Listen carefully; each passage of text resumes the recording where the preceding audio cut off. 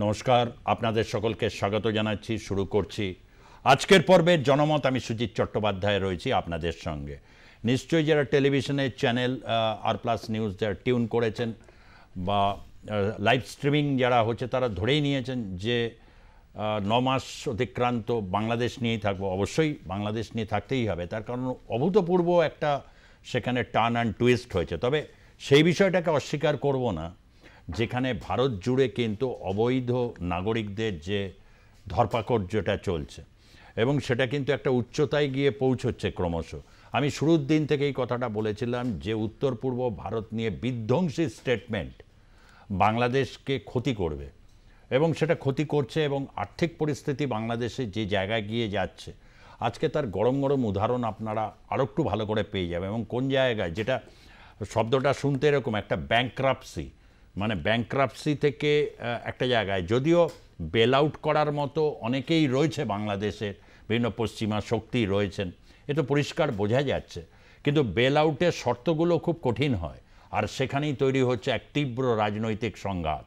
সেনাবাহিনীও সেখানে অন্যতম একটা পার্টিসিপেন্ট।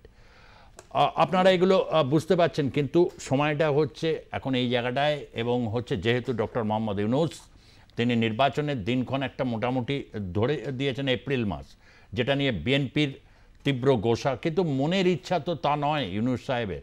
আরও বিভিন্নভাবে তিনি মনে করছেন যেটা বেরিয়ে আসতে পারবেন কোথাও একটা জায়গায়, কিন্তু যেভাবে ভারত বিদ্বেষ এবং ভারতের পাল্টা একটা অক্ষ তৈরি করার জন্য বাংলাদেশ চেষ্টায় রয়েছে, সেই অক্ষটা তৈরি করার জন্য সময় সাপেক্ষ ব্যাপার, সেটাই ইউনূস সাহেব বোঝাতে চাইছেন। এটা পরিষ্কার হচ্ছে ক্রমশ। কিন্তু অতটা সময় কেনই বা দেবে বিএনপির মতো অত বড় একটা রাজনৈতিক শক্তি, বা আওয়ামী লীগকে একেবারেই ছেড়ে দেবে? সে হয়তো নির্বাচনের কথা বলছে না, কিন্তু ইউনূসকে বিভিন্ন জায়গায় যেভাবে জাপানে কালো পতাকা দেখানো হয়েছে, বা তার যে ইংল্যান্ড সফর, সেই ইংল্যান্ড সফরে টিউলিপ সিদ্দিক যিনি এমপি এবং মন্ত্রী ছিলেন, পদত্যাগ করতে হয়েছে 5ই আগস্টের পর, এবং তার অভিযোগ হচ্ছে তাকে যেভাবে ইমপ্লিকেট করা হয়েছে যে সেখানে দুর্নীতিতে এসে যুক্ত। কিন্তু টিউলিপ সিদ্দিকের বক্তব্য, তিনি বাংলাদেশে পড়াশোনাও করেননি, উচ্চশিক্ষাও নেননি, এবং তিনি গ্রেট ব্রিটেনের রাজনীতিতে দীর্ঘদিন ধরে পরিচিত, অতীতেও এমপি হয়েছেন, এবার মন্ত্রী হয়েছিলেন, এবং স্টিয়ার কেরমারের যাতে কোনো রকম সমস্যা না হয়, লেবার পার্টির দীর্ঘদিন পর কনজারভেটিভদের সরিয়ে তারা এসছে ক্ষমতায়, সে কারণে পদত্যাগ করেছেন। তার বিরুদ্ধে অভিযোগ খুনের, মানে ইংল্যান্ড থেকে বসে বসে সে খুন করে দিয়েছে। এই রকম অভিযোগ, রাজনৈতিক প্রতিহিংসার যে চরম পর্যায়ে বাংলাদেশ যাচ্ছে 9 মাস ধরে, সেই রাজনৈতিক প্রতিহিংসাকে কোথাও তার যে সামগ্রিক বাংলাদেশের স্বার্থকে ক্ষুণ্ণ করেছে। অন্যদিকে ভারতের সাথে এখন এই মুহূর্তে যে সম্পর্ক অত্যন্ত একটা জটিল জায়গায় গিয়ে পৌঁছেছে, যদিও প্রধানমন্ত্রী নরেন্দ্র মোদী ঈদ উপলক্ষে, ঈদ উল জোহার উপলক্ষে তিনি মোহাম্মদ ইউনূসকে তিনি শুভেচ্ছাপত্র পাঠিয়েছেন, তার প্রত্যুত্তরও মোহাম্মদ ইউনূস দিয়েছেন। কোথাও একটা জায়গায় ভারতের বাজেটেও 100 কোটি টাকা বরাদ্দ রয়েছে। যত রকমভাবে সম্পর্ক রাখা যায়, কিন্তু এই সম্পর্ক নিশ্চয়ই আগের মতো মধুর জায়গায় তো নেই, অত্যন্ত জটিল জায়গায় রয়েছে। এবং বিশেষ করে অনুপ্রবেশ প্রশ্নে কী কী পদক্ষেপ হচ্ছে সে বিষয়ে দেখাবো। কিন্তু এই মুহূর্তে প্রথম যেটাকে দেখাবো সেটা হচ্ছে প্রচুর জল্পনা হয়েছিল বাংলাদেশের সাবেক রাষ্ট্রপতি হামিদ সাহেব, তিনি ব্যাংককে গেছিলেন ক্যান্সার রোগাক্রান্ত, এবং লুঙ্গি পরে তিনি গেছিলেন, তার কারণ তার এখন শরীরের যা অবস্থা, তাকে সাহায্য নিতে হয় অন্যের, এবং তাতে বলা হলো যে কি করে এটা সম্ভব, কে কে তাকে সাহায্য করলেন। সেই সাবেক রাষ্ট্রপতি হামিদ সাহেব আবার ফিরে এসেছেন, এবং তারপর তার ফিরে আসাটা নিয়েও জল্পনা তুঙ্গে। অনেকে ভেবেছিলেন তিনি পালিয়ে গেছেন, অনেকে আশ্রয় নিয়ে রয়েছে, আত্মগোপন করেছে, এটা সত্য। আওয়ামী লীগের বহু নেতামন্ত্রী রয়েছেন, আত্মগোপন করে রয়েছেন, ভারতেও অনেকে আছেন, ইহাও সত্য। কিন্তু সকলেই পালিয়ে যেতে চাইছেন, এটাই বা কে বলল? এইখান থেকেই ইউনূস এবং হচ্ছে এই যে জামাত ইসলাম, তাদের যে বিষয়গুলো আসছে, একটা জটিল পরিস্থিতির মধ্যে দিয়ে রয়েছে। সেখানে দাঁড়িয়ে আমরা সমস্ত দিকটাই আলোচনার মধ্যে আজকে আনবো, বিশ্লেষণে আনবো। একটু শুনে নেব হচ্ছে যে গ্রেপ্তারি জল্পনা উড়িয়ে দিয়ে আমি তো বলবো বীরের মতো ফিরলেন হামিদ সাহেব। মানে যা জল্পনা রটেছিল যে একজন মুমূর্ষু ব্যক্তি মানে সাবেক রাষ্ট্রপতি প্রধানমন্ত্রী কাউকেই দেখি ছাড়ে না, সবাই নাকি খুন করেছে। কিভাবে মানে কেউ কেউ মনে আত্মা হিসাবে এসে খুন করে দিয়ে গেছে। এইরকমভাবে হচ্ছে একেবারে বিচার আইন সমস্ত কিছু। কোনো একটা আধুনিক রাষ্ট্র এইভাবে চলতে পারে? এবং সেটা ভারতের প্রতিবেশী। সমস্যাটা এই জায়গায়, প্রতিবেশী না হলে এত চিন্তারই কিছু বিষয় ছিল না। তো প্রথমে একটু শুনবো এই বিষয়ে কি বক্তব্য আসছে আব্দুল হামিদ। অনেক মামলাগুলি আছে যে কিছু কিছু মামলাগুলি ইনভেস্টিগেশন হয় নাই। ইনভেস্টিগেশন হওয়ার পরে যে দোষী হবে তার আইনের আওতায় নেওয়া হবে, নির্দোষীরা যেন কোনো অবস্থায় সাজা না পায়। এই জন্য আমাদের ইনভেস্টিগেশনটা করতে দেন।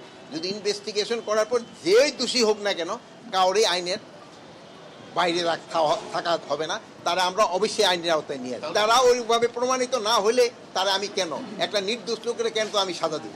এদের ক্ষেত্রে ধরেন একটা উপদেষ্টাদের একটা 3 জনের একটা কমিটি হয়েছে, ওনাদের একটা রিকমেন্ডেশন দিছে। ওই রিকমেন্ডেশনটা পাওয়ার পরে ওনাদের যদি দোষী হয় ওনাদের ব্যবস্থা নেওয়া হবে, যদি দোষী না হয় ওনাদের আবার যার যার জায়গায় ফেরত আসবে। নিশ্চয়ই বুঝতে পারছেন যে যতক্ষণ না ইনভেস্টিগেশনস কমপ্লিট হবে 3 জনের উপদেষ্টা তারা রেকমেন্ড করবে হামিদের ব্যাপারে। এবং কি রাষ্ট্রপতি জনাব হামিদ এই জাহাঙ্গীর আলম চৌধুরী, নিশ্চয়ই আপনাদের মনে আছে 5ই আগস্টের পর তিনি একটি মন্তব্য করেছিলেন মুক্তিযোদ্ধাদের সাপেক্ষে। বাংলাদেশের একজন জেনারেল র্যাঙ্কের অফিসার ছিলেন সেনাবাহিনীর। মুক্তিযোদ্ধা বিষয়ে তিনি করার পর তাকে সরিয়ে দেওয়া হয় সেই পদ থেকে, এবং পদ থেকে সরিয়ে দিয়ে অপেক্ষাকৃত একটি অন্য পদে দেওয়া যায়। কিন্তু তারপরেও কিন্তু তার বক্তব্য কিন্তু খুব সোচ্চার। এইরকমই টানাপোড়েনের জায়গায় রয়েছে। এবং সবচেয়ে বড় কথা, আপনাদের আগে ওই যে তৌহিদ হোসেনকে যিনি তার যে অধস্তন যে অফিসার, তিনিও একই কথা বলেছিলেন। কিন্তু যখন পশ্চিম পাকিস্তান থেকে পাকিস্তানের পররাষ্ট্রমন্ত্রী এসেছিলেন, বলেছিলেন 71 সালের যে গণহত্যার জন্য ক্ষমা চাইতে হবে পাকিস্তানকে, সঙ্গে সঙ্গে ইউনুসের যারা বাহিনী, বাপ রে বাপ, তারা ঝাঁপিয়ে পড়লেন। কী ব্যাপার, দুবার ক্ষমা চাওয়া হয়েছে, আবার ক্ষমা কেন চাওয়া হবে? পারে তো মানে তার উপরে মানে চড়াও হয়ে যায়। এবং তখনই বুঝেছিলাম যে তাকেও যেতে হয়েছে।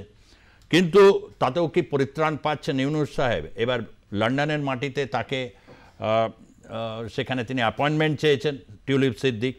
এই বিষয়টা নিয়ে আমরা ঠিক কোন পথে বাংলাদেশ, কি অবস্থার মধ্যে রয়েছে? বাংলাদেশে একটা ব্যাংক্রাপসি যে ক্রমশ এগিয়ে আসছে, শুনশান এই মুহূর্তে রয়েছে, উৎসবের আমেজে থাকলেও কোথাও একটা জায়গায় কি পরিস্থিতি আমরা বুঝে নেব।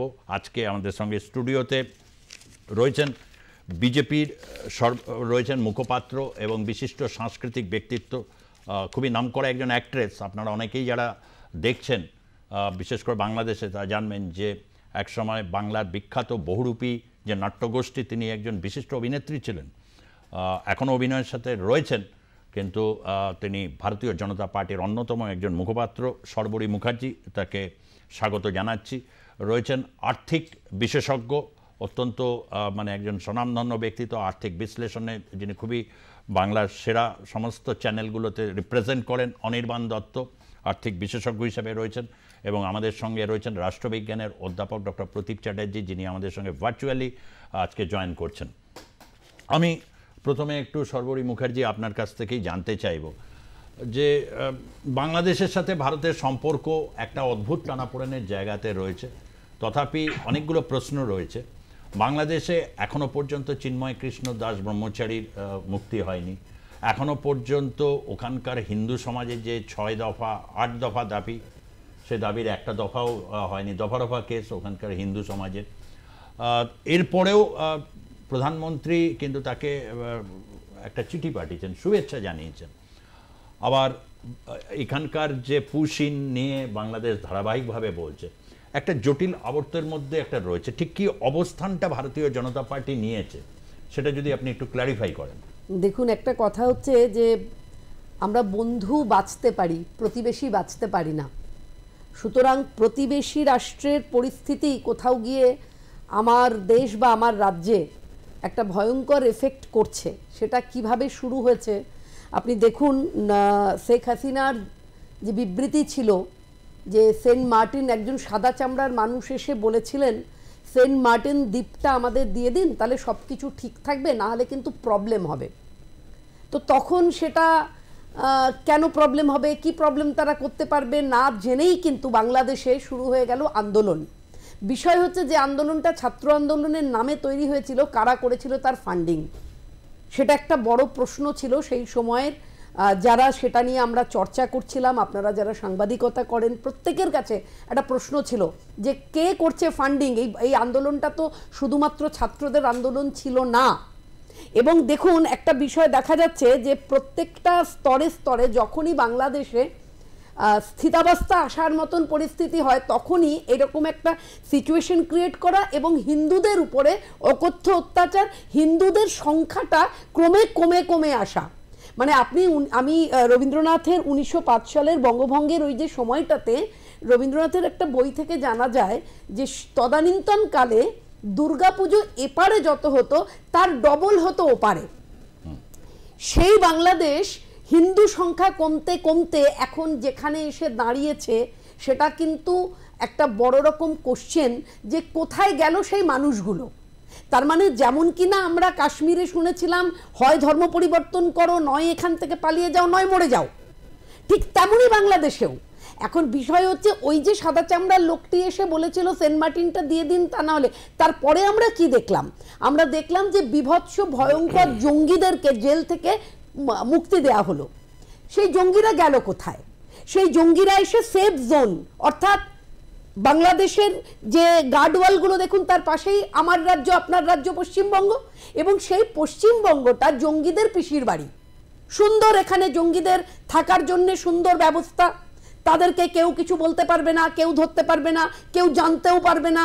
যে মাননীয় মুখ্যমন্ত্রী আজকের দিনে কোনো কথা বলছেন না, যারা বাইরে থেকে এসে আমার রাজ্য পশ্চিমবঙ্গে এসে ঘর করে থাকছে বা লুকিয়ে এসে ভোটার কার্ড তৈরি করছে, এই মুখ্যমন্ত্রী কিন্তু আমরা দেখেছি যে একদম কাগজ ছুঁড়ে মারছেন, তীব্র প্রতিবাদ করছেন যে কেন বাইরের লোক এসে আমার রাজ্যে থাকবে। এবং তিনি তদানীন্তনকালে যারা সরকারে ছিলেন তাদেরকে বলছেন যে এনারা ভোট ব্যাংক হিসেবে এদেরকে আশ্রয় দেয়, তার জন্য তার তীব্র প্রতিবাদ ছিল মমতা ব্যানার্জির। আজকে দেখুন তিনি কি সুন্দর চুপ করে রয়েছেন। আজকে দেখুন তারই একজন কাউন্সিলর 108 নম্বর ওয়ার্ডের সুশান্ত ঘোষ, তিনি মুখে বলছেন যে আমার কাছে ভোটের তালিকা অনুযায়ী মানুষ হচ্ছে 3000-এর মতন, কিন্তু গুলশান কলোনিতে মানুষ থাকে 2 লাখ। এরা কারা? একবার গুলশান কলোনিতে যদি আপনাদের চ্যানেলের পক্ষ থেকে যান সহজে ঢুকতে পারবেন না। তার মানে বাংলাদেশের ওই যে গুলশান কলোনিটা আমি জানি, এখানে গুলশান কলোনিতে বাংলাদেশ থেকে এসেছে এটা বলা হচ্ছে একদম। এবং আপনি মুর্শিদাবাদের শামসারগঞ্জে যে অশান্তি, সেই অশান্তিটা কিন্তু আপনি ভাববেন না যে সেই অশান্তিটা হঠাৎ করে, সেই অশান্তিটা ক্রিয়েটেড, যার একদম সূত্রটা রয়েছে বাংলাদেশে, সূত্রটা রয়েছে। এবং বাংলাদেশকে সহায়তা করছে যারা পাকিস্তান, তাদের যে জঙ্গি গোষ্ঠী, সেগুলো সুন্দরভাবে সহায়তা করা বাংলাদেশকে। এবং দেখুন একটার সঙ্গে একটা কিভাবে মিশে আছে। আজকে আমরা যখন দেখছি গোটা পশ্চিমবঙ্গে আমরা ধুলিয়ান দেখলাম, আমরা দেখলাম যে এক জেলার মানুষ এই রাজ্যেই আর এক জেলায় গিয়ে তারা মানে ক্যাম্প করে থাকতে হচ্ছে। তাদের বাড়ি ঘর নেই, তাদের দোকান নেই, তাদের টাকা নেই, পয়সা নেই, এমনকি রেশনটুকু অবধি নেই। এটা কে কবে দেখেছে? গোটা পৃথিবীর মধ্যে আপনি পাবেন না একই রাজ্যে এক জেলার মানুষ অন্য জেলায় আশ্রয় হিসেবে চাইছে। ওকে, আমি ডেফিনেটলি এই জায়গাটা আপনি যেটা বললেন যে বিজেপি ঠিক কিভাবে আর কি দেখছে, তার মানে আপনি যেটা বললেন যে বাংলাদেশে এই জঙ্গি, আপনি সেই পয়েন্টে যে জঙ্গিদের ছেড়ে দেওয়া এবং তাদের একটা একদম safe zone Paschimbanga, safe zone কিন্তু ঢুকলোটা কিভাবে, এটাও একটা বড় প্রশ্ন। না, কোনো প্রশ্ন নেই তো।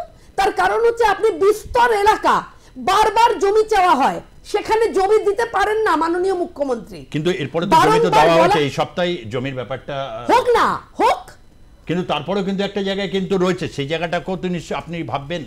ধরুন ওখানে জমি নেই, সুন্দরবনের যে ডিপ যে জায়গাটা, ধরুন নেতা ধোপানি বা ওইসব জায়গাগুলো এত দুর্গম, ওখানে তো আপনি কিছু দিতে পারবেন না, ফেন্সিং দিতে পারবেন না। ওখান থেকেও কিন্তু জঙ্গিদের ট্র্যাক করা, ওরা যা দুর্ধর্ষ জায়গায় চলে গেছে বুঝতেই পাচ্ছেন।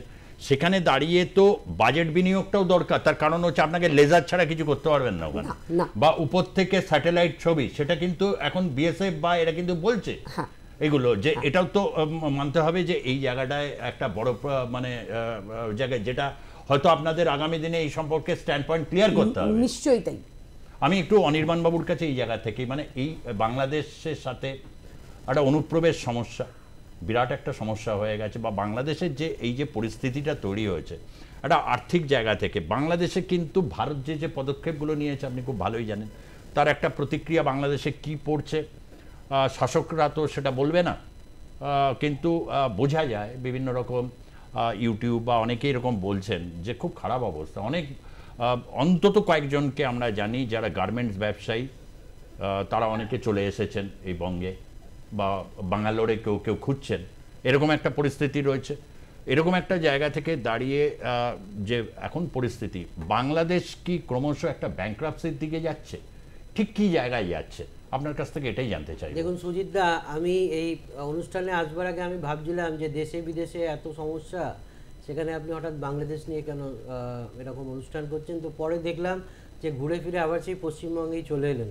তা আমি শুধুমাত্র অর্থনীতির কথাটাই বলি, কারণ এটা বাংলাদেশের আজকের যে অবস্থা, সেই অবস্থাটার সঙ্গে ভারতবর্ষের দিদি যেটা বলছিলেন প্রতিবেশী রাষ্ট্রের সঙ্গে একটা আন্তর্জাতিক সম্পর্ক থাকে, সেটা আমাদের মানে অর্থনৈতিকভাবে যেরকম তার একটা আঙ্গিক থাকে, সেরকম রাজনীতিরও একটা আঙ্গিক আছে।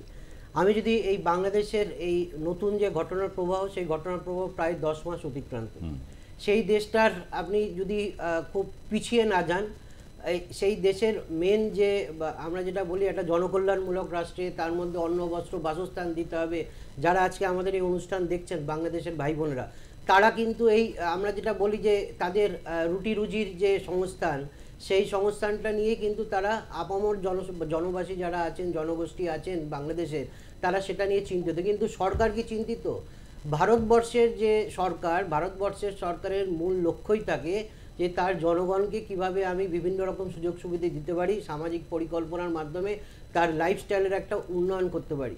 কিন্তু আপনি যদি প্রতিবেশী রাষ্ট্র বাংলাদেশ দেখেন, পাকিস্তান দেখেন, আমাদের দুর্ভাগ্য যে সেই দেশের রাষ্ট্রপ্রধানরা তাদের কাজই হচ্ছে যে মৌলবাদী শক্তিদের দ্বারা প্রতিপালিত হন তারা, এবং তাদের মেন কাজটাই থাকে যে তাদের তথাকথিত বন্ধু দেশ যেটা ভারতবর্ষ, তার পিছনে কিভাবে লাগা যায়। কিন্তু আজকের দিনে দাঁড়িয়ে ভারতবর্ষ এমন একটা শক্তিশালী রাষ্ট্র হিসেবে সারা বিশ্বের কাছে পরিগণিত হচ্ছে যে সেখানে বাংলাদেশ হোক বা পাকিস্তান হোক, তারা যেভাবেই ষড়যন্ত্র করুক, সেটা ভারতবর্ষের কাছে সেই সব ষড়যন্ত্র ধরে ফেলা বা সেই ষড়যন্ত্রের মোকাবিলা করা কোনো সমস্যা নয়। কিন্তু আমার সমস্যা যেটা, সেটা হচ্ছে আজকের দিনে আধুনিক বিশ্বে, সেখানে হচ্ছে মানুষের রুটি রুজির সংস্থান যদি সরকার না করতে পারে, তাহলে সেই সরকার দরকার কি আছে? আপনি দেখুন, এই যে সরকারের কথা বলা হচ্ছে, এটা একটা অন্তর্বর্তীকালীন একটা সরকার, যেখানে বিভিন্ন উপদেষ্টাকে আনা হয়েছে। উপদেষ্টার কথার মানেটা কি?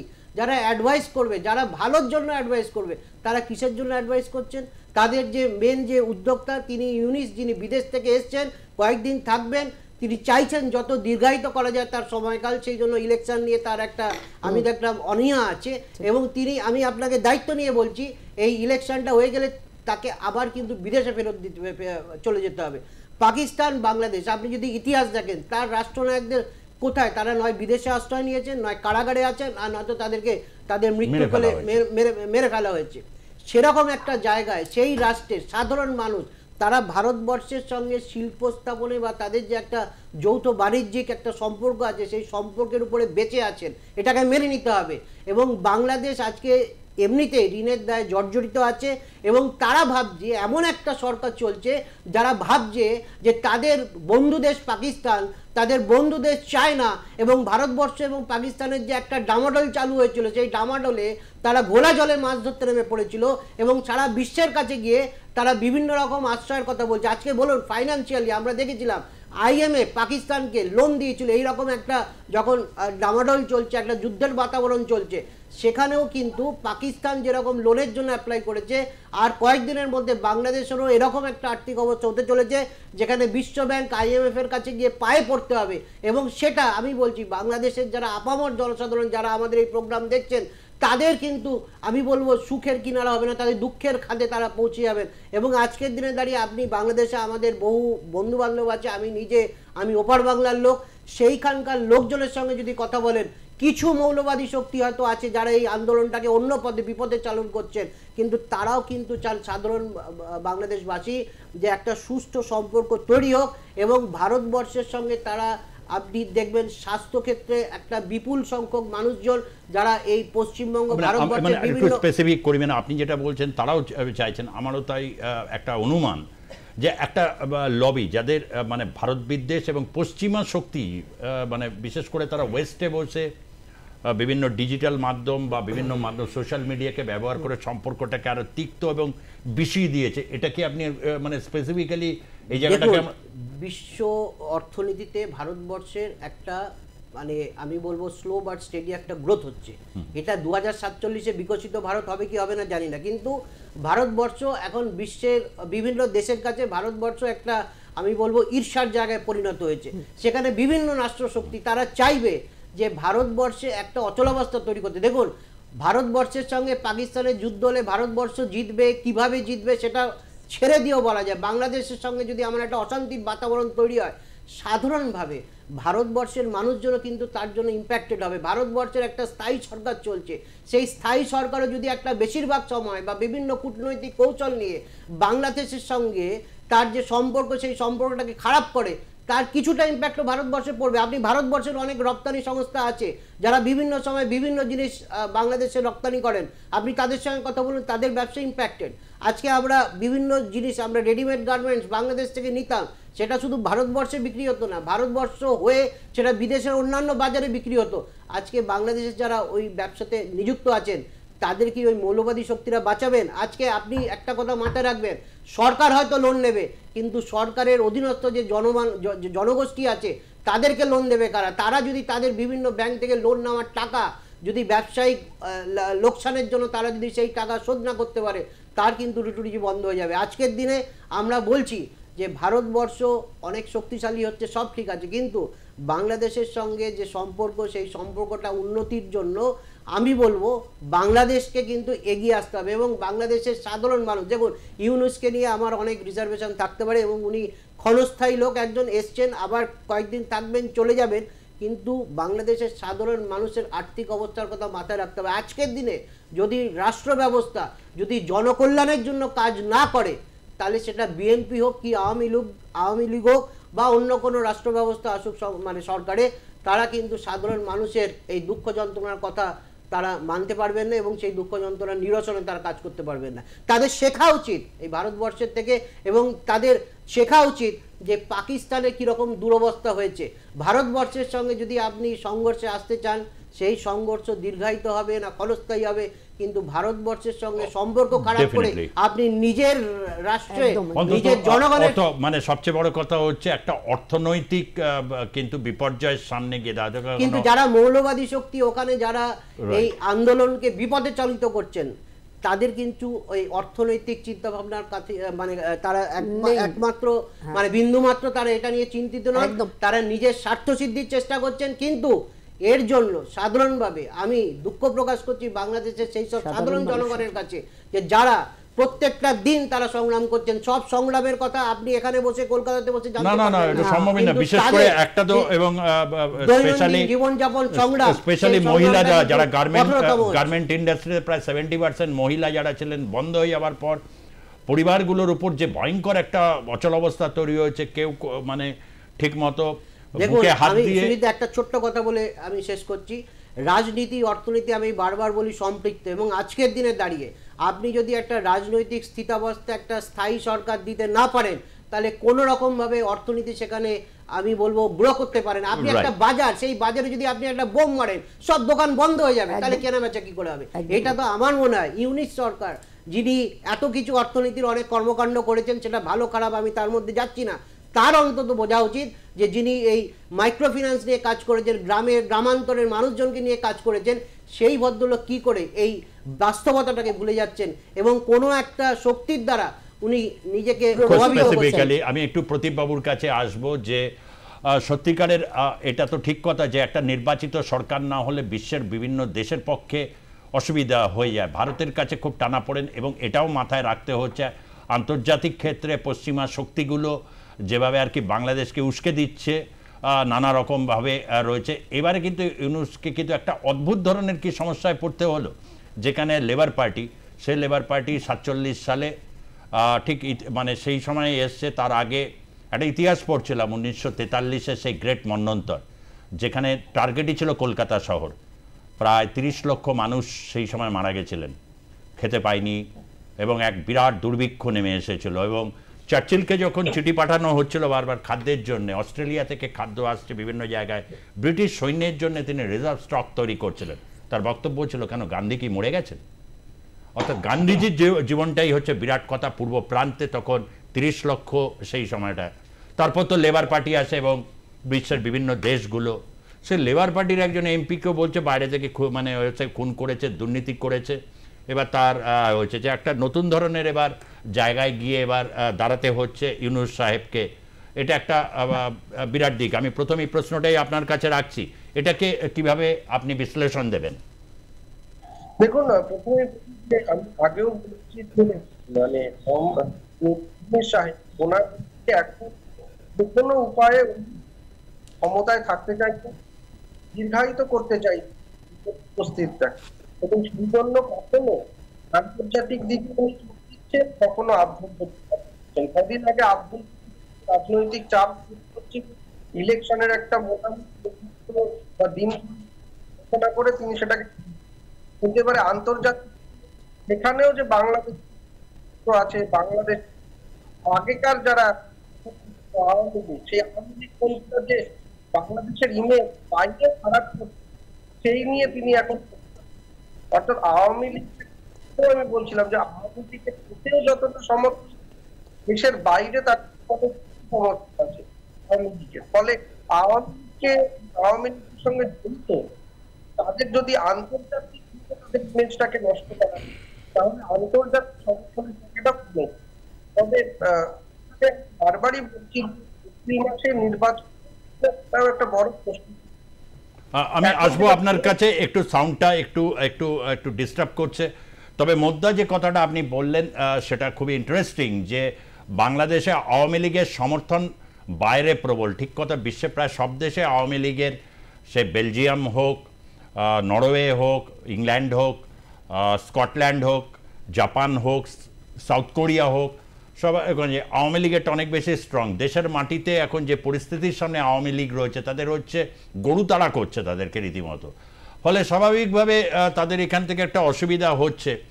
ঘরে বাইরে একটা যে প্রবল চাপের মধ্যে রয়েছে, সেই জায়গাটা আমি আসছি। একটা প্রতিবেদনকে এবার একটু সঙ্গে নেব। প্রতিবেদন হচ্ছে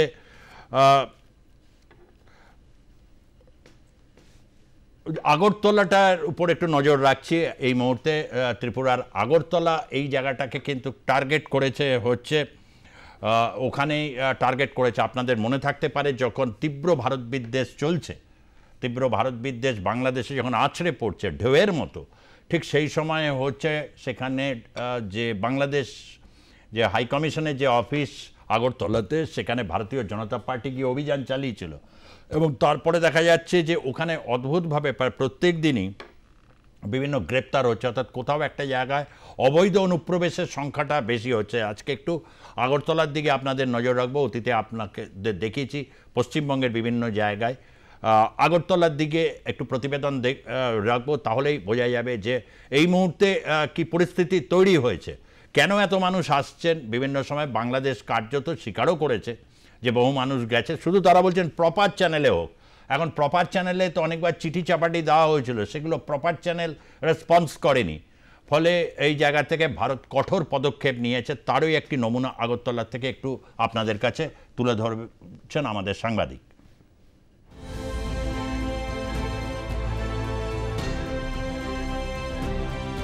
বাংলাদেশে অস্থির পরিস্থিতির মধ্যে প্রায় প্রতিদিন অবৈধভাবে দালাল মারফত ভারত বাংলাদেশ আন্তর্জাতিক সীমান্তের কাঁটাতার পেরিয়ে বাংলাদেশিদের অনুপ্রবেশ ঘটছে। আগরতলা রেল স্টেশন থেকে গোপন খবরের ভিত্তিতে এবার 2 শিশু সহ 4 বাংলাদেশিকে গ্রেফতার করা হলো। ধৃতদের নাম মোহাম্মদ বিল্লাল ও সেলিমা বেগম। ধৃতদের বাড়ি বাংলাদেশের বাগেরহাট জেলায়। তাদের সঙ্গে আটক করা হয়েছে তাদের সঙ্গে থাকা 2 শিশুকে। वो लोग पहले भी मतलब दिल्ली में रह चुका है, जो इंटरव्यूशन में बताया, और वो लोग मतलब कलकत्ता से भी मतलब बहुत बार मतलब बांग्लादेश में गया है। तो उसी दिन जो हमने जिस दिन पकड़ा था उसी मतलब देर रात को वो लोग बॉर्डर क्रॉस करके अगरतला रेल स्टेशन को होके वो लोग दोबारा दिल्ली जाने वाले थे। तो हम लोग कल ही उन लोगों को अरेस्ट किया है और आज हम लोग उन लोग को लानेट कोर्ट में पेश किया है। ভারত বাংলাদেশ সীমান্তের নজরদারিতে রয়েছে ভারতীয় সীমান্ত রক্ষী বাহিনী। তাদের নজর এড়িয়ে এভাবে বারবার বাংলাদেশিদের অনুপ্রবেশ নিয়ে উঠছে প্রশ্ন। কি উদ্দেশ্যে এবং কিভাবে তারা ইন্ডিয়া বাংলাদেশের যে আন্তর্জাতিক সীমান্ত রয়েছে সেই সীমান্ত পেরিয়ে ভারতের যে ছোট্ট পার্বত্য ত্রিপুরা রাজ্য রয়েছে সেখানে প্রবেশ করেছে। এখন কিন্তু একটি প্রশ্নচিহ্ন উঠে আসছে, ভারত বাংলাদেশ সীমান্তে কড়া নিরাপত্তা থাকা সত্ত্বেও কিভাবে বাংলাদেশিরা অবৈধভাবে প্রায় প্রতিদিন ভারতে প্রবেশ করছে। খানিয়ে কিন্তু একটা প্রশ্নচিহ্ন রয়ে যাচ্ছে। আগরতলা থেকে ক্যামেরায় গৌরাঙ্গ দাসের সাথে বিক্রম কর্মকারের রিপোর্ট, আর+ নিউজ, আগরতলা।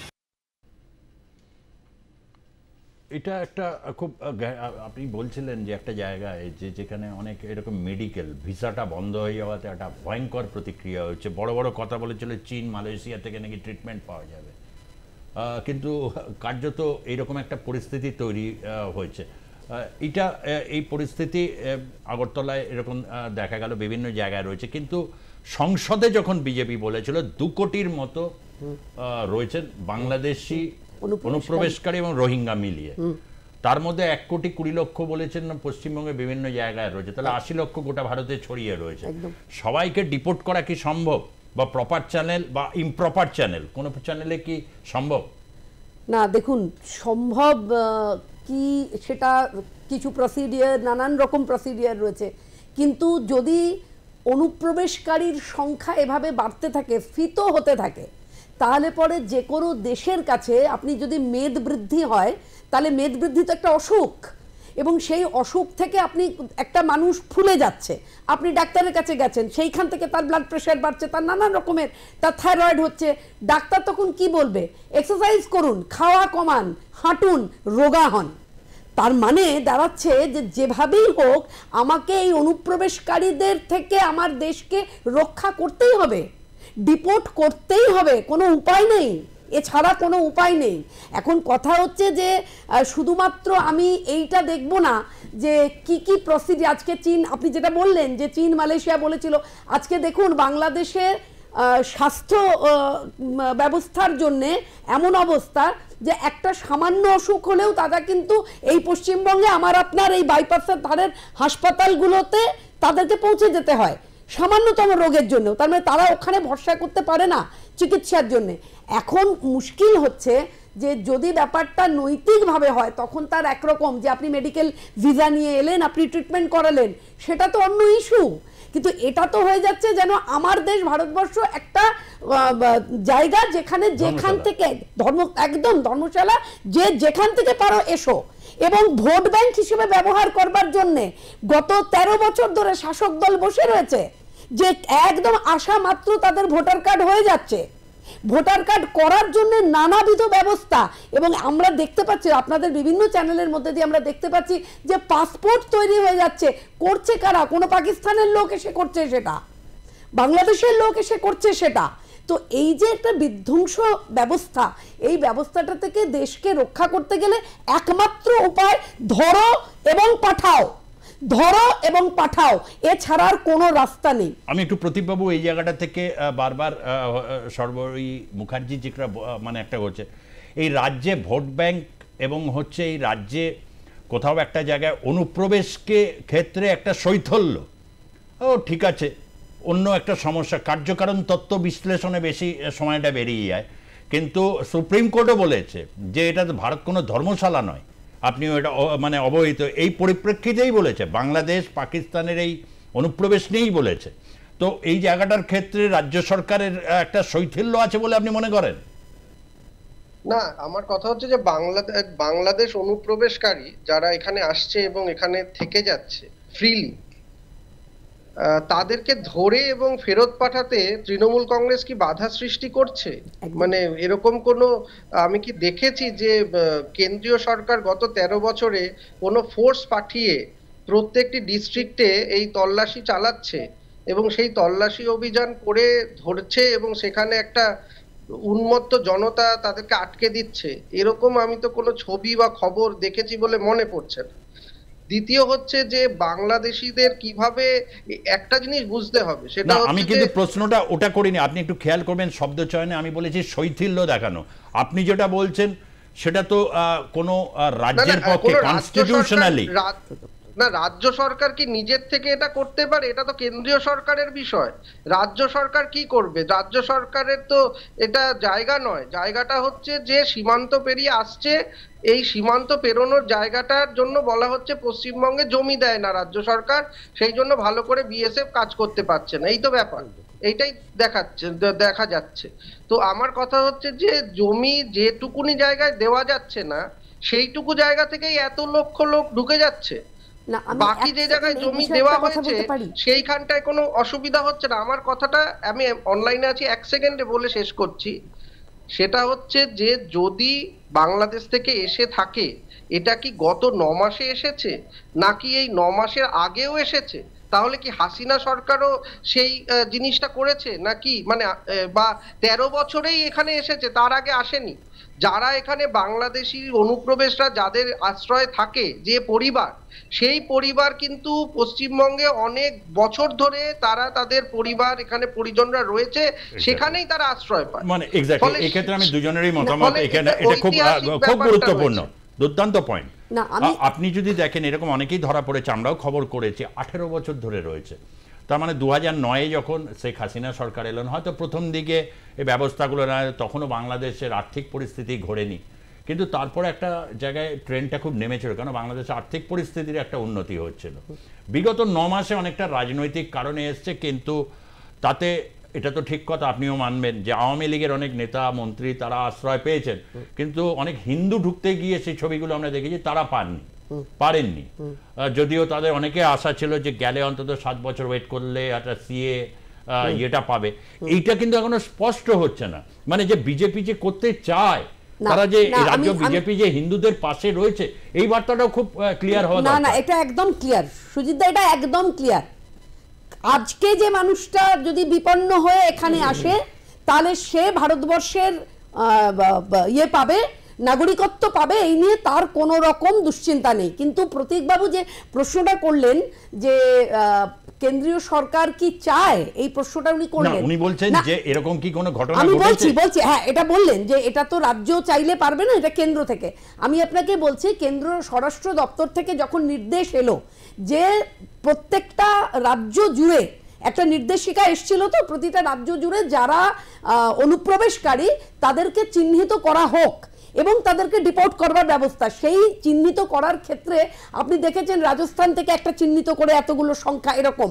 এই নিয়ে যখন আমরা আলিপুর ডিএম অফিসে গেলাম, সেখানে যিনি ইয়ে ছিলেন না, ডিএম ছিলেন না, তার সহযোগী যিনি ছিলেন আর কি, অ্যাসিস্ট্যান্ট ডিএম যিনি ছিলেন, তিনি বলছেন যে হ্যাঁ এরকম শুনেছি, কিন্তু আমাদের কাছে এখনো থিওরিটিক্যালি সেটা আমরা অ্যাপ্লাই করতে পারছি না।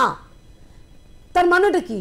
স্বরাষ্ট্র দপ্তর থেকে নির্দেশ এসেছে, অন্য প্রদেশ সেটা নিয়ে কাজ করতে শুরু করেছে, কিন্তু পশ্চিমবঙ্গের রাজ্য সরকার সেই নির্দেশটা এখনো জেলায় জেলায় দিয়ে উঠতে পারেননি যে আপনারা খুঁজুন, চিহ্নিত করুন এবং ব্যবস্থা করুন। আমি শুরুতে এই শৈথিল্যের কথাটা বলছিলাম। দেখুন, শৈথিল্য এটা এক ধরনের, কিন্তু ব্যাড ইন্টেনশন বা হচ্ছে একটা মেরুকরণের, দেখুন এরকম উপাদান রয়েছে, যেহেতু আন্তর্জাতিক সম্পর্কটাও রয়েছে, প্রশ্নের নানা রকম দিক এটা রয়েছে। আমি আসবো, একজন আমাদের সঙ্গে হাবড়া থেকে যোগদান করেছেন, তার মতামত জানাতে যান, জনমতে অবশ্যই জানাবেন।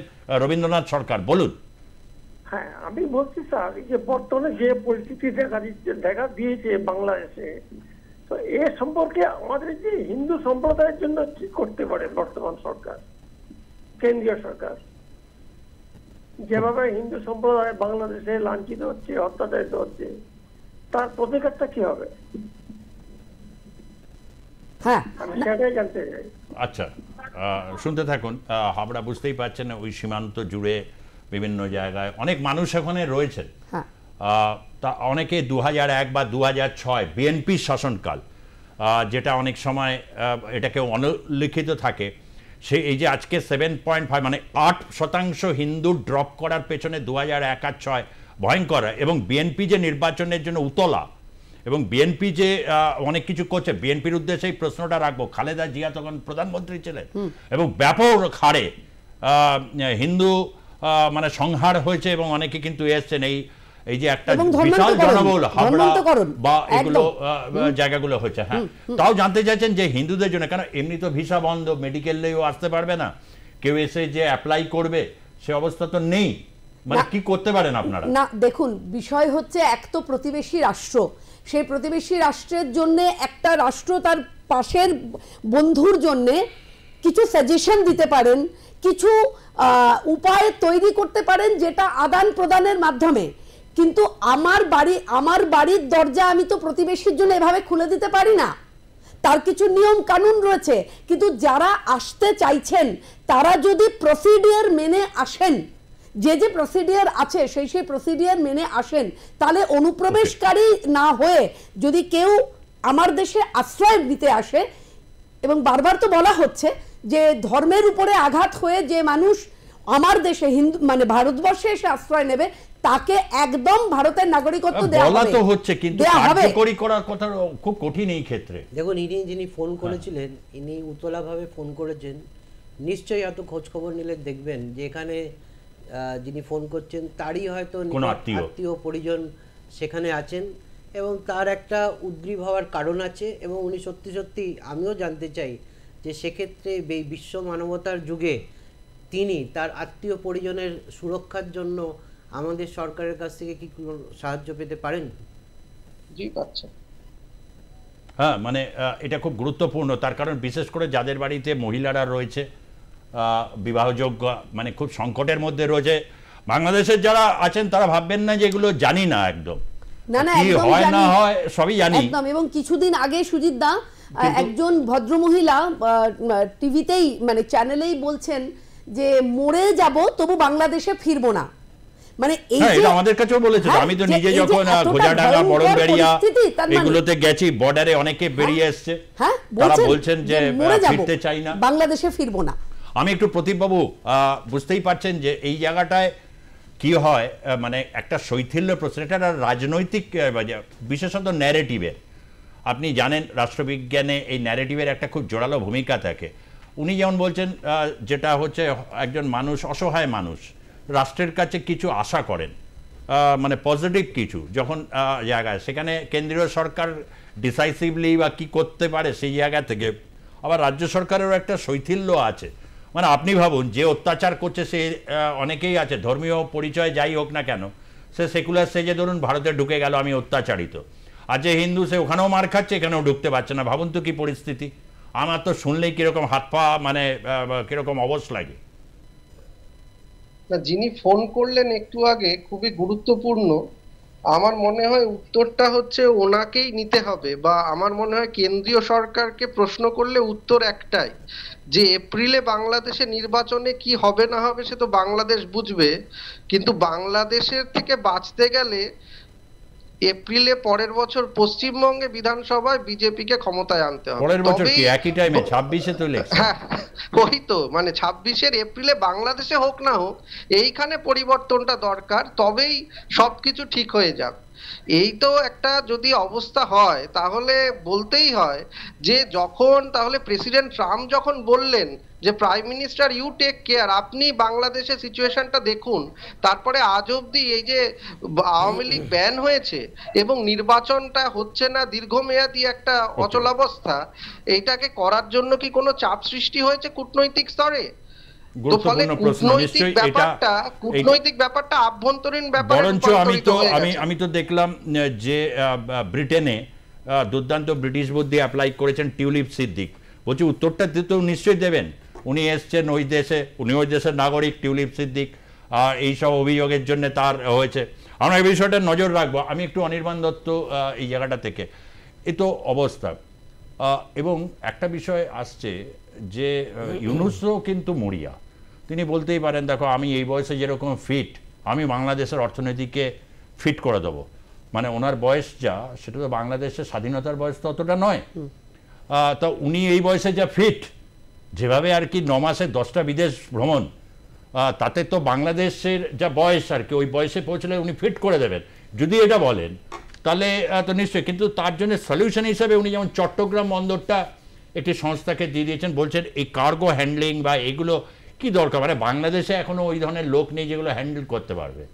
অথচ আমি বুঝতে পারছি না অর্থনীতির কোন মন্ত্র বলে এত বড় বড় টানেল, বন্দর টানেল, আপনি বলছিলেন 114টা জনহিতকর প্রকল্প আওয়ামী লীগ চালিয়েছে, তারপরে এইগুলোকে দিতে হচ্ছে, এতে কি সলিউশন হবে?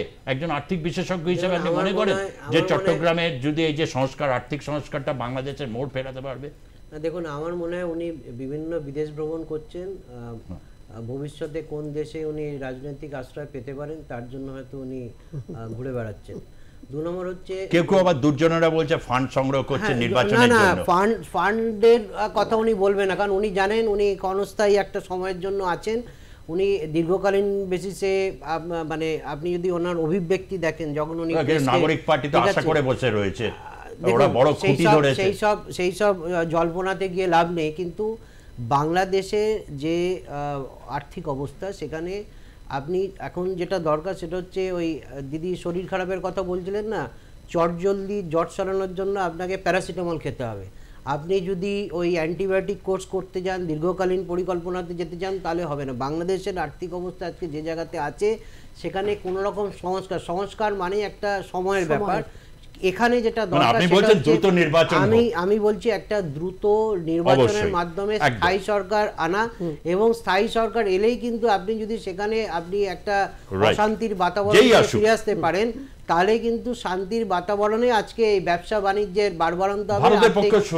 ভারতে আপনি দেখেন, যেখানে আপনি যে স্টুডিওতে বসে শো করছেন, তার আশেপাশে আপনি নিচে চলে যান, বুম নিয়ে কথা বলুন, এখানকার বিভিন্ন ব্যবসাদার তারা বিভিন্ন ভাবে, মানে বাংলাদেশের সঙ্গে আর্থিক ভাবে তারা বিভিন্ন কর্মকাণ্ডে নিযুক্ত। অনেকদিন পর আপনার সাথে দেখা হলো, আপনি বিভিন্ন কাজে ব্যস্ত থাকেন আমি জানি, খুবই কি বলবো, 5ই আগস্ট নিচে আমাদের সাংবাদিক রিক গেছে বাইট নিতে, একজন বিএনপির নেত্রী তিনি চিকিৎসার জন্য এসেছেন, এসে তো স্বাভাবিক, আমরা তো অনেকেই জানি আওয়ামী লীগের সময় থেকে বাংলাদেশে, তিনি বাধ্য হলেন বলতে যে এইরকম একটা পরিস্থিতিতে তিনি বললেন যে আওয়ামী লীগ মুক্তিযুদ্ধ সবটাই সঠিক, ওটা আমরাও মানে করি, আমার বাবা মুক্তিযুদ্ধ, মানে ওনার বাবা মুক্তিযোদ্ধা ছিলেন, কিন্তু আওয়ামী লীগ স্বীকৃতি দেয়নি, ওনার একটা রাগ আছে, বলছে যত দোষ হচ্ছে শেখ হাসিনা।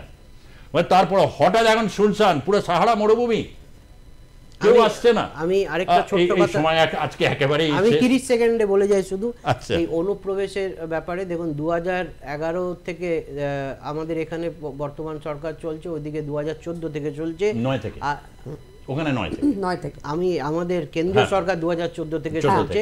আর আপনি এই 2 কোটির সংখ্যা যেটা বলছেন, এটা তো এই 2011 বা 2014 থেকে হয়নি, এটা পরম্পরা হয়েছে। কিন্তু আজকের দিনে প্রত্যেকটা রাজ্য বা কেন্দ্র তার বিভিন্ন সামাজিক পরিকল্পনা চলে, এবং সেক্ষেত্রে একটা বিপুল অর্থ খরচা হয়। ওই যে আমরা বলি না আর্থিক শৃঙ্খলা, সেটা রাজ্য স্তরে হোক বা কেন্দ্রীয় স্তরে হোক, তারাও কিন্তু তাদের মনিটরিং সিস্টেমে তারাও চান না যে তাদের ওই যে সামাজিক পরিকল্পনার যে খরচা, সেই খরচাটা বাড়ুক। এবং কেন আপনি দেরি করলে পিসিআর থেকে ক্লোজিং করছে অনেকক্ষণ ধরে, ক্লোজিং আজকের মতো।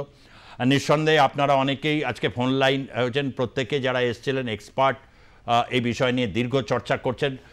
পশ্চিমবঙ্গের প্রত্যেকটা মানুষ, যেমন বাংলার রাজনীতি, ভারতের রাজনীতি, উপমহাদেশের রাজনীতি সাথে যেরকম তার সংশ্লিষ্ট, অত্যন্ত স্টাডি করেন, এবং তার সাথে বাংলাদেশ তো একদমই কাছের, ফলে অত সহজে ছাড়তে চাইলেও আমরা তো ছাড়তে পারবো না।